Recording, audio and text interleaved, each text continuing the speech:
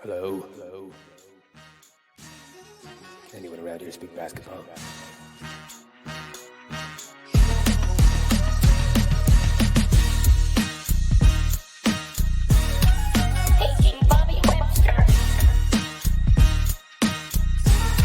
This is Adam Silver.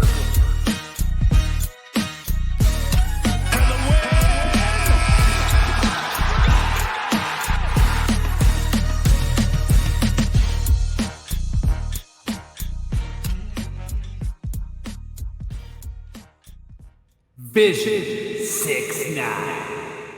Welcome to the Confederacy of Dunks Basketball podcast. I am your host, Freddie Rivas. And who, sir, all in black, are you? I am the producer. I'm Matt Duncan. Freddie, how are you doing? Are you still having a good time over there? I am having a good time. Still, things are good. We don't live in the same borough anymore, so I got to check in from afar. Yeah, things are good. I'm in the York borough of Toronto. You are Nice. in the York region of Ontario, or no? Yep. Is that Yeah, correct? York region. That's correct. Whew. Yeah. Check Big that voting out. block. Yeah. Very Yeah. important up here. Yeah, huge voting block. East Gwillimbury. What's up? We are a Raptors podcast. We are NBA podcast. We're hardcore basketball fans. We are on Raptors Republic. Matty D, is there anything should we save our plug to the end? Yeah. We've been doing that recently, right? Yeah, let's do that. Get to the guests. Okay. Wow. His eyes did the Steve Nash thing. That was great. Let's go to you first, Sean, on this one. I'm not the biggest. I love stats, I love analytics, but I never pretend to be like an absolutist in that regard. But I looked over Basketball Reference, did a little bit of homework, and we were 8-6, I believe, without Siakam last year. Tons of context there. One of them was the last game of the year, right? So he's resting. But just like us comparing last year to this year and thinking about this year, is that the type of record you think fans can expect? Like, are we a slightly above average team still without Pascal?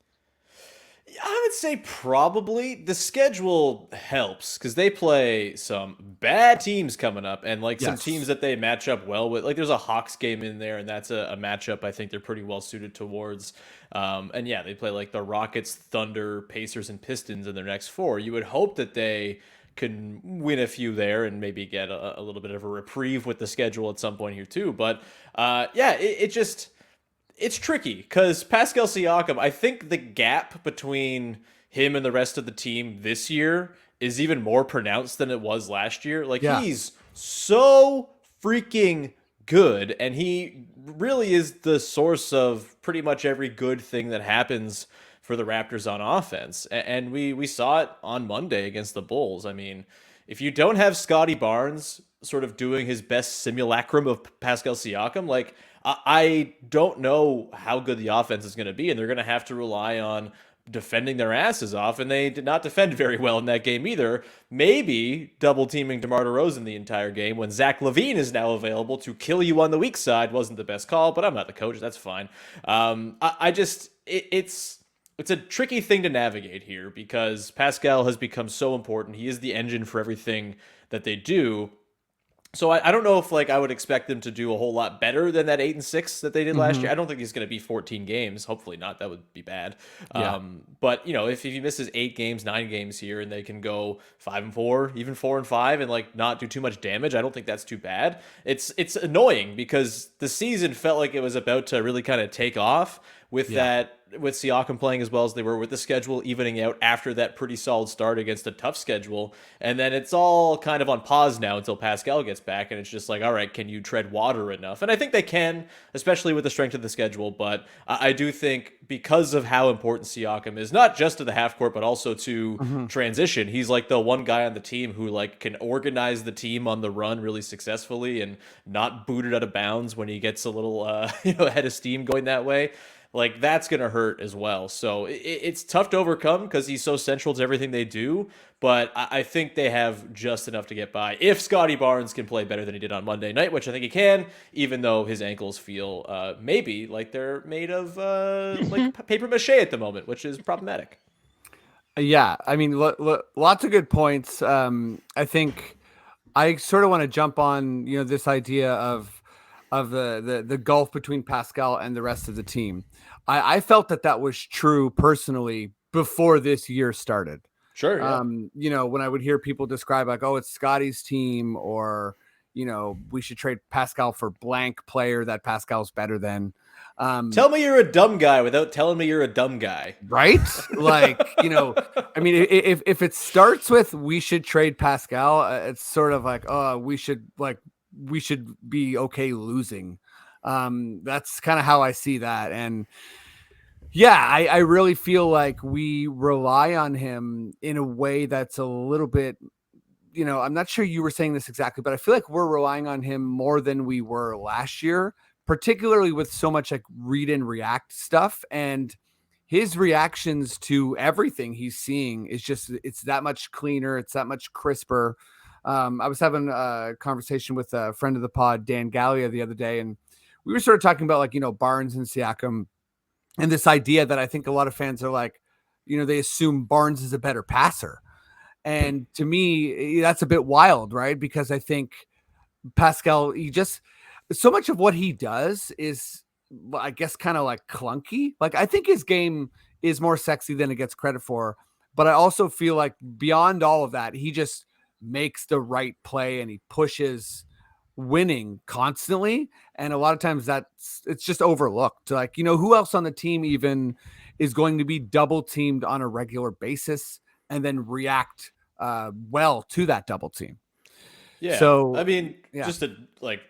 just butt in for sorry to Please interrupt. butt We'll in, get to please. I'll let Chili talk too. But like just wanted to kind of go off on that. Yeah, I mean, Scotty Barnes is a cooler passer than Pascal. Like Pascal's not doing no looks for no reason. Like that's extremely cool, and he might be a better passer someday. But like Pascal, it's not just that he's a good passer. It's that he is kind of engineering what passes become available to him, and then he knows exactly which one to make. Right? Like my favorite thing that he does is he'll kind of like post up. And then he'll realize, all right, double's coming. I'm going to sort of take a couple dribbles out while still kind of having my butt to the basket. And I know that that's going to pull the defense further out. It's going to pull the help my way. And then a guy's going to cut into space, run into the basket, and I'm going to feed him for an easy dunk. And it's just like he knows before the defense knows what the defense is going to do. And Scotty's not at that level of manipulation yet. I think he'll get there at some point. He's a genius, but it takes a long time. Pascal's in year 7, and he's just kind of mastering it now. Like it's not something that happens overnight.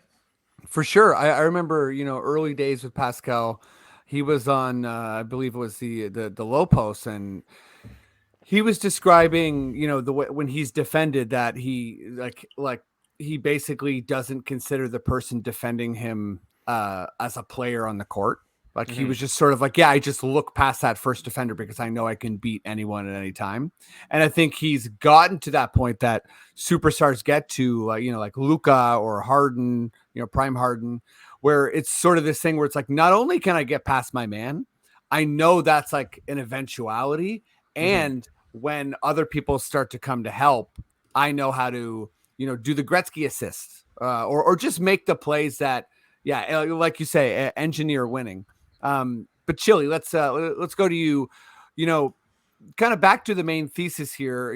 I'm down to talk about Pascal's greatness, but like, where do you see this team right now without Pascal? As Sean said, we do have a pretty favorable schedule coming up.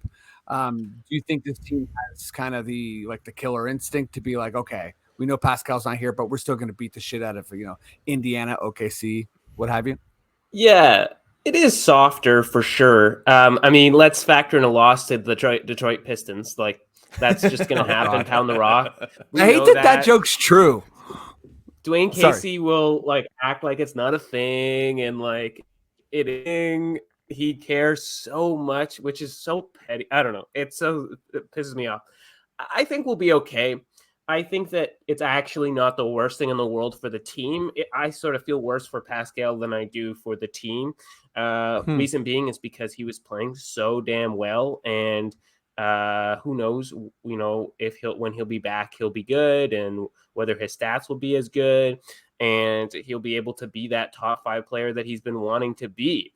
He was in the MVP race before he went down, and that's frustrating. But as a team, I think what we've seen in some of these games, like we saw this last night, your defense tightens up and your offense can't get it going. And it's very frustrating to watch that. So I think what is going to be helpful is because with not having Pascal out, Nick is going to have to drop some more plays.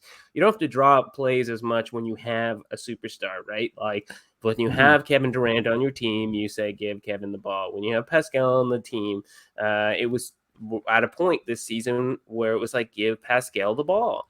And so now you're going to have to figure out how to get the ball in the basket without having him there. Now, some of that is just get Gary open and let him shoot, or let Fred do his thing. But a lot of the time, it's going to be get Christian Coloco to the hoop, which is going to be fun because his upside is really high. We've seen it. So I think that it's going to be a little rocky. It's early on. It's not great because at least last season we knew Pascal wasn't going to be with us at the start, and we had time to prep for that. But yeah, I think that it's going to be overall good for the team to get that experience to run plays and try to work without him. To me, it's just more frustrating for him that he was having such an incredible season, and now he's going to lose so much ground in what he wants to do, which, it's not all about him, but it is about him, if that makes sense. Yeah, it is. He's like who the team is orbiting around, rightfully so. And I really do, as a Pascal, like I feel like one of many, but Pascal stan. It sucks, and I feel like this season was, in my opinion, like back to like All-Star and All-NBA Pascal. Like none of this one of each sort of thing. Although when he was All-Star before, he was also All-NBA. But I feel like he's was going to stamp himself as that. Hopefully still does. But Sean said something earlier, and you also said Chili. I think like entering into the zeitgeist is a little bit of my opinion. I don't want to say critiques of Nick Nurse, but I would say a little bit of skepticism. And for a long time, I've been feeling certain things I kind of go back and forth on. Like obviously Nurse is like a genius to the point of like, I don't even understand. And I'm just a dude talking about basketball. And like, he's like, yeah, you're a podcaster. I brought in an AI to the Raptors facility. And like it measures like a depth of and rotation of somebody's shot. So, he's just operating on a level that I don't understand. So let me acknowledge that. But one thing I feel like that has been sort of, I don't want to say not talked about enough, but it's been like just lightly in the zeitgeist is how he talks about and uses his bench and how he does or doesn't run plays. And, last year there's like, okay, yeah, you got Svi, you got Utah. The year before you got Baines, you got Bembry, whatever. This year, in my opinion, you have a very legitimate bench. And I think we're very deep. We might be a bit redundant, but I think that we have a lot of players that deserve to play. So I'm not saying there's no excuse to lose, but I do feel like it's a little bit of he has nothing to prove, but also at the same time, it's kind of like let's see some of this creativity, and let's see a cohesive half-court offense with the unit you have without Pascal. And, I think both of you sort of made the point to a certain degree that Pascal is playing in such a way that it kind of covers up some stuff. And to your point, Chili, this is a huge opportunity for growth for the team, and also for confidence building, right? So if we can stay afloat or better when Pascal comes back, it just puts less pressure on everything. And, yeah, I guess what we're gonna move on, but I'm curious where you guys are at with sort of the vibe on Nurse. I mean, I think Nurse is a really good coach. It's easy to nitpick the minutes stuff and the bench things and whatnot. I kind of feel, for me, I always feel like Nick Nurse has a handle on the big picture stuff, so I don't sweat the small stuff day to day. Very true. And like with the bench, I mean, look, Chris Boucher missed the first 3 games. Thad Young was kind of weirdly out of the rotation there for a while. I'm glad to see he's kind of back in. They didn't have Porter for the first, 8 games or 7 games. And so, like, they're still, like, figuring out their guys. Coming into the year, like, my thinking was, okay, they have 4 core bench guys. It's going to be Porter, it's going to be Thad, it's going to be Boucher, and Precious. And they haven't really ridden those 4 guys, right? Like, it's like, all right, we'll try a little Delano Banton here, some Wancho there. You know, Koloko, I think, is like earned time to play. He's been really fun. And I think he's barged into the rotation. Totally. Like, he's going to be a totally worthwhile sort of change of pace guy when he's coming off the bench eventually once they're healthy. Like, that's a perfect guy to have as your 10th man. I think he's probably supplanted Kem Birch at this point, who was also getting some weird run.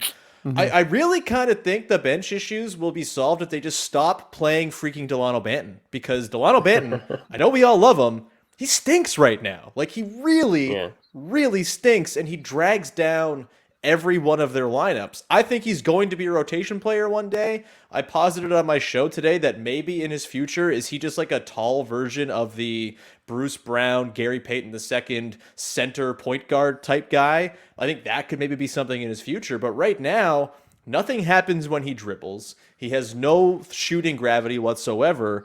And the number that's crazy, like, he's played 80 minutes. The Raptors are a minus 26 in those 80 minutes. It's a minus 17.9 on-court net rating. It's like by far the worst number on the team. Most of the other guys are either like single digits minuses or heavy pluses. And it's very clear he's the leaky tire, the wheel that's falling off.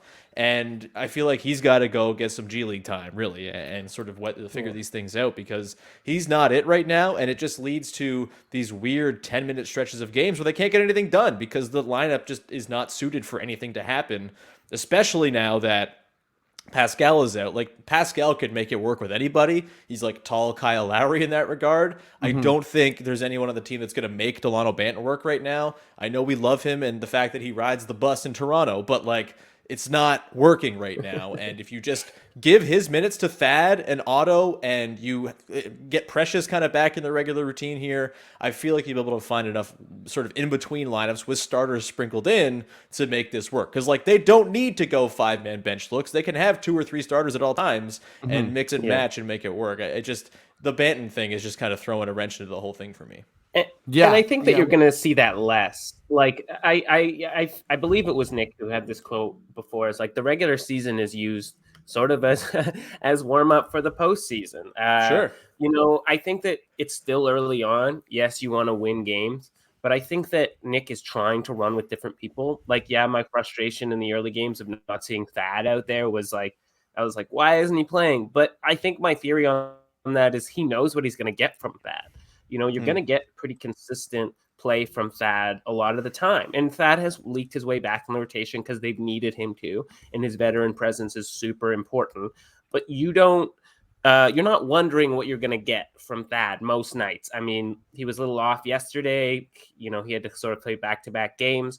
I don't think someone at his age can do that as much. But I think that that's sort of what Nick is going for, is that let's see what they have. And some of these guys, like a guy like Malachi, you have to play or we need to trade him. I mean, if you don't play him, then he's got to go. Like, we have to find a way to put him in a package and go, because otherwise, why is he still with the team, right? Like, you have to figure out, is it going to work or is it not going to work? And I do think Malachi has been a better option for us this season. And I think that he can be a really strong backup. You know, his upside is pretty high. But if you're not going to play certain guys, you know, you got to figure that out sooner rather than later. So I think the clock is ticking, and you got to hope that, you know, over this stretch, we start to figure some of that stuff out. But I always give him credit, because what he does and what Casey and people in the past were not able to do is he's able to ride the hot hand. He loves to do that. He's able to make adjustments. He's not like, well, DeMar's our guy, and if he doesn't have it, we don't have it tonight. And it's like, well, if Pascal doesn't have it one night, he's going to go to Scott, who's ever got the hot hand, he'll go with Precious if Precious is on. Precious is a little inconsistent at times, and if he's got it, he's got it. Yeah, lots of good points on both ends, and I feel like Nurse's ability to sort of adjust, and as Sean was saying earlier, big picture stuff. I'm someone who for sure gets lost in the small picture at times, so that's really important to remember. And just look at a guy like Boucher's arc under Nurse, and it's like, wait a second, yeah, he's got a handle on where what these players need. But let's move on to question 2. I'm going to go to you, Chili, first on this one. And we're sort of already talking about it, but I've noticed a couple things this year, and I'm not going to say it. I want to see if you guys can, if we're vibing out in the same way, but I feel like chemistry is kind of a weird thing, and I'm wondering if there's anything that's from a chemistry standpoint, like small things or big things you've noticed this year that surprised you. Yeah, well, I think that off the bat, we really have to just talk about Fred and Koloko being just already how exciting is that duo? Yeah, that's such a fun. We love it. Remember and, those? A tall person, yes. I know. Our last lob night. threat was Jonas, I guess. Sorry. There was a play last night where it didn't go, but I think it was Maddie D, not from the podcast, but Matt Devlin, who was like, just keep doing it. And it's like, yeah, absolutely. We're going to get those to go and it's going to work. And we're excited to have that. So that's huge. I think the one duo that you wish you could see more of just because of health wise is Freddie Pascal 2-man game. You really want them to kind of click back in because that's a huge thing is to have both them going in the latter minutes as a duo. So that's kind of the one I want to see more. I mean, finding ways just to get Gary open and get Gary going is Gary's the only guy who really doesn't play that well with others. And so you kind of have to play with him and find his shots. But overall, I'm not too concerned about the chemistry. And I think that some of the stuff's going to get locked in. That's what I'm excited about. Yeah. I think most of the chemistry stuff, and we'll see if Sean agrees, but I think most of the chemistry stuff in my opinion are pretty good. I've seen a lot of good things this year, and a couple of things that have surprised me. I mean, everything about Koloko has sort of surprised me. It shouldn't, because how well Bobby and Masai draft, but I kind of thought he would ride the bench, go to the G League. We'll see what he does there, then come back and an injury or two would take place, and then he'd start to get some minutes, towards the middle and end of the year. I did not expect him to have started already 5-6 games. The Koloko thing, everything he's doing is a surprise to me. Yeah. A good surprise. And chemistry wise, even the screens he's setting, monster screens. He's a 7-footer. He Sean said, we have a tall guy. It's crazy. Yeah. Sean, is there anything chemistry wise you've noticed that maybe you weren't expecting? Yeah, I mean, this is kind of the bummer of Pascal getting hurt, but I just kind of feel like the way Pascal plays is very conducive to good chemistry vibes, because when the Raptors are at their best, and this is why, I never really worry about the bad starts with the starting 5, because they usually start games off. It's very take-turny. They're trying to get everybody their touches, everyone feel the ball. When they get down to it, it's all right, well, Pascal, Fred, you're going to run inverted pick and roll, and that's what we're going to do. And everything is going to flow from that. Pascal's going to get his looks, sure, but it's also going to mean looks for everybody else. Gary Trent Jr. is going to capitalize on the chaos that everybody else creates and get those open looks. Pascal is going to drive transition. The whole team is going to drive transition when they're at their best, because that's what they're designed to do. And I don't know, I feel like scoring in transition and just dunking every time is very good for chemistry and vibes as well. More dunks, that's good. It makes sure your happiness feelings go up. We saw Scotty's dunk last night. I don't even care about the loss. Scotty did that dunk on Vooch, and I'm cool. I just think Siakam ties everything together so well, and he, because of the attention he draws, is a one-man solution to the, oh man, we got all these mouths to feed, how do we do it problem, because inevitably everyone's going to get looks out of Pascal involved actions. And I just think it's been a delight to behold. The other thing that I'm like watching right now, and like it seems burgeoning, it's very early days, but I think it's going to come around, is the Thad Otto pairing off the bench. The two grizzled dads who look like they're sore all the time when they're walking around the court, coming in, like stabilizing stuff, connecting the dots. I think if you have like Thad and Porter closing games, perhaps with like Fred, OG, and Scotty, I can get on board with that right now while Siakam's out. If Trent's having a rough game, I feel like Thad always plays better with better players. He just kind of amplifies things with his playmaking and his defense and his passing and the way he can hit guys on cuts and whatnot. And Porter, like, he'll fit in any lineup because he gets steals and shoots threes. That's really what he's there to do, and he's very good at it. So, like, those two guys I feel like are going to be pretty good connective tissue in those in-between lineups. I think they're going to be mainstays in the rotation. At least I hope they are, especially in Thad's case. Porter feels like he's pretty ironclad when he's healthy, but those two guys, like they're the adults in the room. They kind of settle things down when they come in, especially when you juxtapose it with like Delano Banton just like flying around like a maniac and Precious and Boucher doing their thing. These guys just kind of come in like they're like a nice, like a light indica gummy at the end of the night to just calm things out. We love Thad and Porter. It looks like they also might need some gummies because their bodies hurt all the time, which I relate to big time. Dad Give Young. those We guys- love Dad Young. Yeah, give those guys some gummies. Maybe not super high on THC, or maybe super high on THC. Maybe they want to be high and also feel better. I think like the Otto Thad one is not one I thought about till right now. So I love that. Mine was sort of, it's not so much like the way that they're playing directly together. It's just sort of one is filling the gap and the other one is doing something I didn't quite expect. And that is, when all offseason, a lot of the conversation was like, okay, who's going to make room for Scotty's increased scoring, which hasn't quite came yet. But I feel like, I didn't say it exactly in the offseason, but I always felt in my head, well, not Gary. Gary's not going to make room for scoring. He's going to score more, if anything. And what sort of surprised me, but I think is really cool, is that Gary's like, all right, I'm the number 2 scorer on the team. And I think all these years we were wondering like, okay, is it OG's next step this year? Is it OG's, how's he going to, score more? How's he going to play make more? Like, there's this whole Portland bullshit or whatever, like, what's behind all that? And I feel like OG's response has been like, my next step is on defense. You're all expecting me to score more. I'm going to steal and block more, and I'm going to dominate even harder than I was before on defense. So, it's not necessarily like a playing off of each other, but I feel like their personality types, Gary and OG, they're kind of like, they're going in different directions, but in ways that are really positive for the team.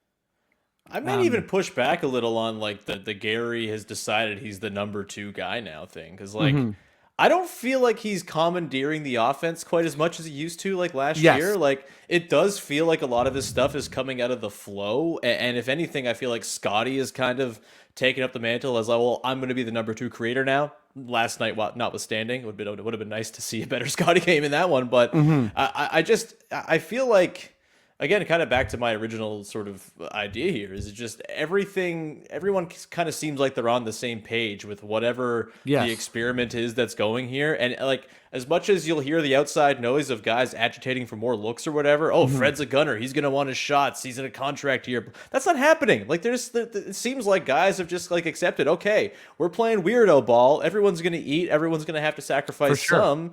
And the result is pretty damn good and pretty entertaining. Yeah, that's a good clarification on the Gary thing, because I actually, I don't think he's playing out of control. For me, I just sort of feel like Gary can score with ease and is the type of guy where, in that Miami Heat game, I think if it's a Norm Powell, if it's, other guys, they might find a way to pass outside of that situation. But I feel like Gary's like, no, I'm going to hit it. I'm going to hit a 3 in front of the other team's bench because I'm going to hit it. And I know I'm good. I'm not thinking about passing because this is going in. Yeah. And yeah, I feel like that's sort of where I'm coming from with Gary. But I do, Sean, you hit on a point too, where it was a couple podcasts ago, but this idea of like the Raptors and pressure and how they were going to respond to like contract years and all this kind of stuff. And I think you're exactly on the level as far as like all the outside noise, it doesn't really factor into the Raptors. Was it the Mavericks broadcast? I was listening to another team's broadcast and they were just talking about, it was Spurs, sorry. And the Spurs were just talking about the Raptors as being like the most kind of like cohesive, pleasant team. And I think it was at the peak of like Brooklyn Nets. Or actually, I shouldn't say that probably will never peak. So like, I'll just chill there. But like, yeah, I don't know what the hell. A steady incline until everything falls off Mount Crumpet. Yeah, exactly. Like at some point, like Utah is gonna say something crazy, and you're gonna be like, "Holy shit, this is popping off." But like, really though, I think this team, we have a winning culture. We have, people have personal goals, but they're weaving it all together, and they're doing it as a team. But let's move on to some. Oh, sorry, you got some, Chili?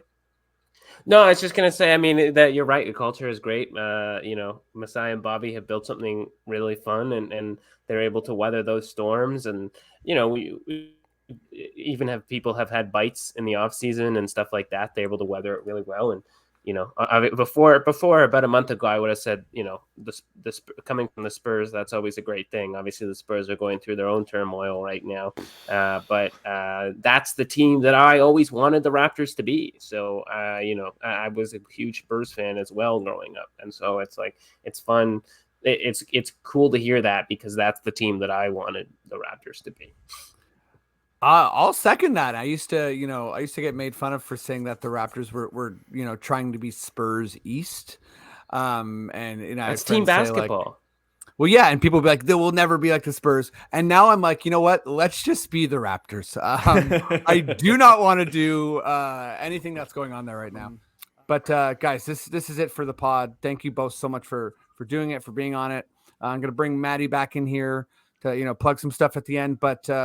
First, let me go to you, Sean. Obviously we'll put your socials up, but what do you want to let people know? And where can they find you? How can they check you out? Yeah, I have a new Substack. Don't worry, I'm not doing Ethan Sherwood Strauss right wing stuff. I'm good. I'm just talking about just doing Raptors posts. We'll see if my right wing turn becomes financially feasible later on. You're planning it. That does feel like the way to make money. I'm just saying. But no, just doing general Raptors posts over there, just as a place to flex the blog muscles a little bit, hence the name Post Touches. Then there's Locked On Raptors Monday through Friday, YouTube and on the audio apps as you usually would find them. Even if you're not going to watch the YouTube videos, just subscribe so you can juice the stats. That's really all I ask. I don't care if you watch them, just juice the stats. Play it in the background on mute. I don't care. But it's on Locked On Raptors on YouTube and all that good stuff. And always a pleasure to be on, Freddie. Oh man, thanks for having me. I appreciate it. And we both love Uncle Spo, so Spo, we want you to subscribe as well. He is my uncle as well. I love him. He's great.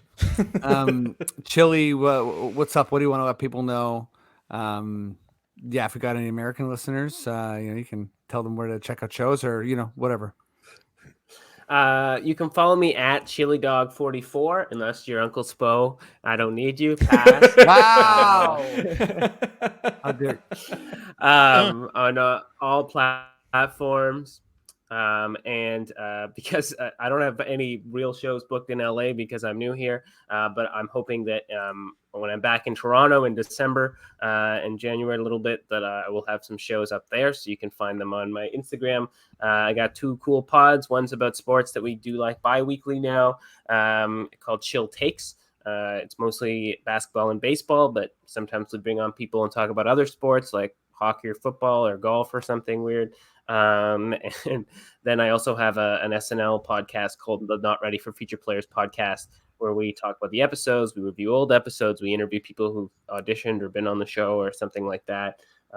If you want to skip this week, I wouldn't blame you, but this coming week. But otherwise, listen to the Not Ready for Future Players podcast.